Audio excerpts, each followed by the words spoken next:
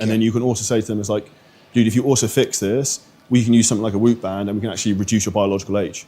So not only are we saving you time, but you can also live fucking 10 years longer. Hey, you should look at Dickens Reframe. Have you heard of that? No. Dickens Reframe looks at like the cost of what they've been doing in the past and how that's cost them either time, money, whatever, health. Dickens Reframe. Yeah, and then so you get them to look at the past, and then you say, well, how is that now serving you currently? Are you either doing the wrong thing or focusing like, or not moving forward? Like, how's that like affecting you right now? It's like, oh, I've got shit sleep, feel no energy, blah blah blah. And then obviously he's already told you how it's affected in the past, and wasted time, wasted money, I've wasted whatever.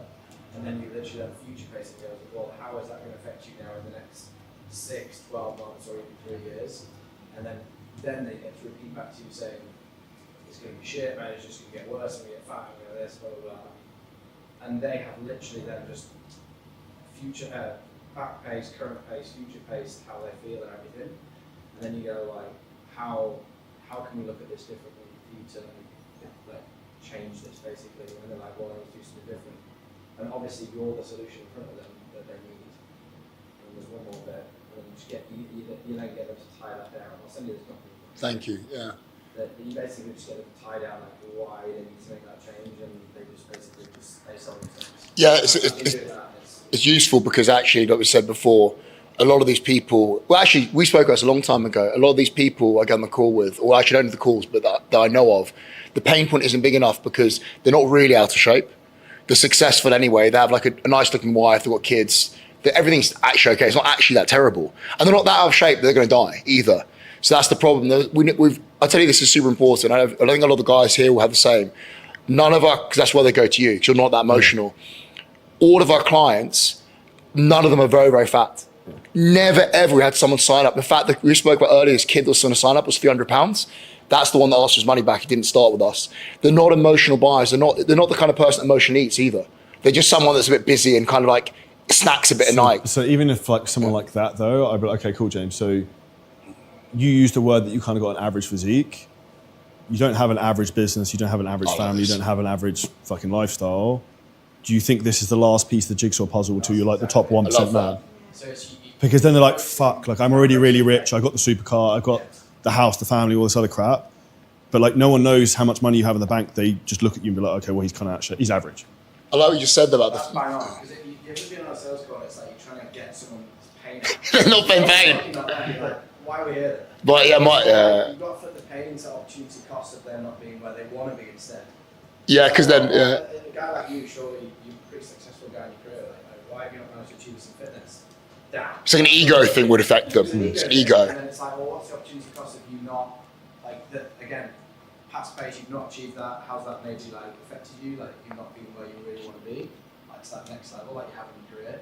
But I'd even put that in your content as well. That's what I'm doing. It's more of content I'm looking for. Because even like you talk on your stories, like I would even story tell a bit about, like even like I did yesterday when I was in the gym, I was pissed off because it's like, if you have that frustration, emotion, you want to show that in sales calls and also in content, because like people will feel it because they're like, oh fuck, like that's me. Because the I've pain, got all this other stuff, but then I'm kind of because the pain, like we said with our clients, like you have the same thing. That I think with our DMs, not so much. Giuseppe kind of knows them as well. You must have had this to your kind of people. They'll push the pain like, mate, I'm not mentally ill. They'll go like, oh, they're like, I literally am just not in the shape I kind of want. And they're like, well, how does that make you feel? A bit annoyed. And they're like, and then how does that make you feel? And they're like, not really that annoyed. I just I'm not happy with that look. I want to get in shape for next summer. You're probably similar to me. Like if someone asks like, how does that make you feel? But that's just something I want to improve. I don't really think about that. Like, it's just something I want to improve. It's not really, it's not overly in pain. Thank you for that. It's helpful. Thank you. It's like, okay, well, if you don't achieve that next level, like, how's that going to impact you? And if they're still like being like, I just think that. So why run the call? You know, I don't know if you're talking about sales calls. Like, yeah, but it's always both. It's actually I don't do the sales calls, but it is even content. It's basically the marketing like, side as well, because it's content. What you want to be doing in marketing is like triggering people. Like, it's like fuck. Okay, it's like that's the thing you want people to like. They read something or they listen to you say something. You're like, that's me. It's like. No one cares if you've got a fucking 200 grand supercar, but you get out, 50 pounds overweight. They don't. People, the first thing, you don't have this yourself. When someone drives up in a Ferrari, the first thing every guy, not people here, but different, hoping the guy to get out fat, and you get out and you're fucking jacked. And then literally they're just looking for the next excuse. Literally they're looking for an excuse. So if you cut down those excuses that people have about their own insecurities, you get out and you're in shape. They're like, and then your hot wife steps out as well. They want what I'm trying to say is, well, as we as men know how the hierarchy works. Because it's the analogy of how society works is like women want security, men want status. So you just constantly have to play in that status game of like, if you have the family, the money, the car, and all this other shit, but then you're out of shape, then well, I'm like, this is the last fucking crown jewel of the status thing, and then you're like... Then you want everything, right? Yeah. It's true. Yeah, it's true. Adrian, a question? Do you want to chuck it? I was just going to ask... There you go, it's fun, this. Oh, yeah, there we go. Yeah.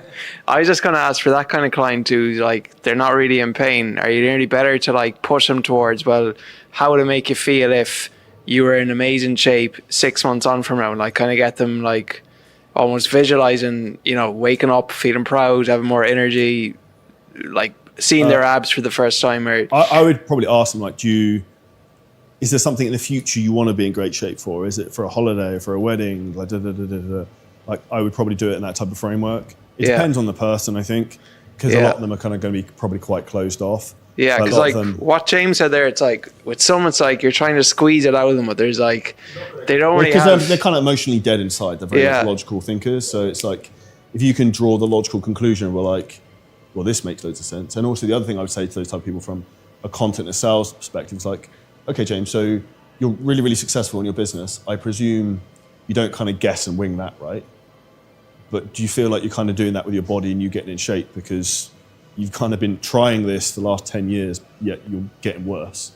Have you used the same approach you do with your business, with using consultants, professionals? Like, you have the same results. I am that professional to help you do this. But like, it's just a different... Consultants build a business. Because they'll suddenly draw the conclusion of like, oh shit, like... With the content, all the stuff, as you say, this is why we're having an issue with our business at the moment. I create loads of content that basically is helpful for people with basic information and trust. However, how much of the content, because you have to obviously have a mixture of your content, it's going to be trust building, knowledge. How much will you do in terms of that kind of stuff where you're basically triggering? I personally would say like kind of 30-30, like a third split between like you, personal trust, information, and then like kind of like triggering problem awareness kind of thing. It's how I kind of split it into thirds. Not that like we create content to that extent, but we have a broad kind of mix. Whereas I see a lot of people are like, oh, this is how you eat to lose weight. This is how you like. That's cool. You become an encyclopedia of how to get in shape, but people want to buy from people, so they'll resonate with you because of your martial arts, your jiu-jitsu, you like cars, like whatever. Like people are like, oh, I like this guy. He's my kind of vibe. That's what people are ultimately going to buy from, is the person who can they trust and they can see themselves in, but it's also got the end result with themselves and also other people. You just put it all into one. You say 30-30-30, but actually, surely the idea is like you're building trust. Yeah, you can do it in one. Make that, like you give information, you're showing social proof, and your whatever the other one is trust. If your problem is a reel is only like 60 seconds, so there's only so. But like you can obviously do that on long form content, which is why it's very valuable. But I would try and put as much of that in as you can. But the problem is if you're trying to build trust, and then like, oh, here's my client Nick who got shredded, it's then starting to look like salesy a little bit sometimes. So like I would, yes, use that, but then also try and have some like, okay, this is... If you enjoyed this clip and you're a business owner, content creator, or coach, and you want help in terms of exactly how to scale your business to the next level using ads, AI, VSLs, setters, and building teams to basically monetize your business and monetize your knowledge, but without you having to press all the buttons, it's never been easier than before. What we can do is we can walk through the whole process in terms of how we're doing this over and over and over again with content creators, with business owners. If you hit the link at the bottom of this video, you can book a call with us and the team. We can audit your whole business, show you where the bottlenecks are, and show you exactly how we can scale. And if we think you're a good fit to work with us, we can show you what that looks like too.